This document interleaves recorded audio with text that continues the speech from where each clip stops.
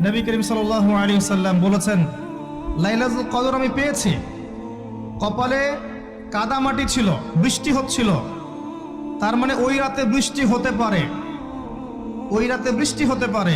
লাইলাতুল কদরের আলামত রাতের বেলা বৃষ্টি হতে পারে। বৃষ্টি হয়েছে, তিনি নামাজ পড়েছেন, কপালের মধ্যে কাদা লেগেছিল, তিনি বের হয়েছেন, সাহাবীদেরকে বলবেন কোন রাতটা লাইলাতুল কদর, আজকের রাতটা লাইলাতুল কদর, এটা বলতে বের হয়েছেন। বের হয়ে দেখছেন দুজন মুসলিম আপোষে ঝগড়া করছে। লিসেন টু মি, দুজন মুসলিম আপোষে ঝগড়া করছে। আমরা বলি না যে মুসলিমদের মাঝে ইখতিলাফগুলো রহমত, আমরা বলি না? দুজন মুসলিম আপোষে ঝগড়া করছে, এই কাজটার কারণে আল্লাহ রাব্বুল আলামিন নবী সাল্লাল্লাহু আলাইহি ওয়াসাল্লামের হৃদয় থেকে এই কথাটাকে তুলে নিলেন। তিনি আর বললেন না এক্স্যাক্টলি কোন রাতে লাইলাতুল কদর ছিল, তিনি বলতেই বেরিয়েছেন